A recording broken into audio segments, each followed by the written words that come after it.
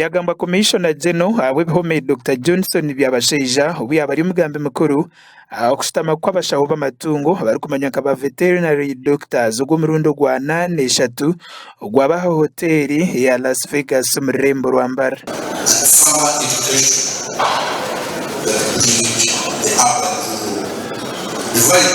We must intervene horizontally, that is appropriation across all sectors, and finally, that is lead in the community, the grassroots, to the national policy. Dr. Byabasheija yahiga abashaho uko bashemere kukozesa obukugu bwabo oburebekangwa entaasya omu bariisa yayonjeraho. The professors are not active outside their private school. I see they need to be more active. You know, vets have advantage as far as waste creation is concerned. So what am I trying to say? As veterinarians, you occupy a critical position in waste creation. First, yourself should be poor. You should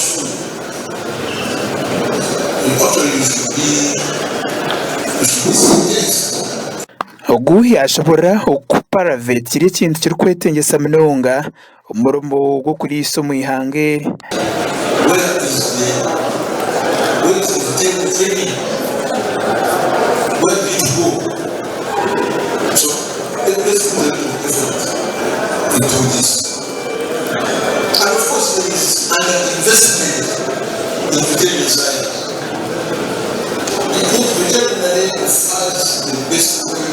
Ibyo bikiri aho Dr. Andrew Akashaba ori mukuru wa Uganda Veterinary Association ekigombe kirikwegayitirwamu abashaho b'amatungo boona omu ihanga awaburengero izooba yayanangiriza abashaho kureba ngu bakora n'amaani kurebekanga omurimo gwaza haiguru y'endiijo yoona.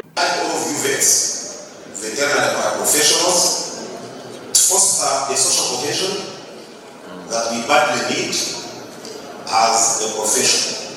You are aware that our profession has sometimes been taken through rough times, sometimes we have been abused. So let us make sure we stand tall and be able to be counted among the other professionals, because veterinary is one of the oldest professions, and we are here. It's the profession that feeds us and makes us what we are. Andrew yashoborera ngu abashaho b'amatungo boona bakozesa omurimo gwabo kuko bashemereire kuba nibagukozesa tariho omushaho weena orikubaasa kuguma omu bworo.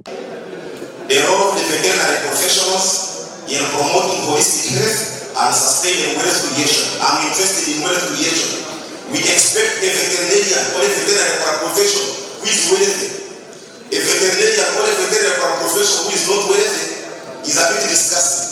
So let us follow that thing and get the wealth in our pockets, which is the government aim or which is the government mission these days. Omushomo ogu gutandikira izooba rya nyamwabazyo ahari Mbara Stock Farm. Kandi aha abariisa b'amatungo gatari gamwe na gamwe batungira obuhabuzi okuruga omu bakugu batari bamwe na bamwe omurimo gw'okujanja b'amatungo. Amakuru aga gashakwa Job Kato aba Sky TV ag'Enshonga muri Mbara.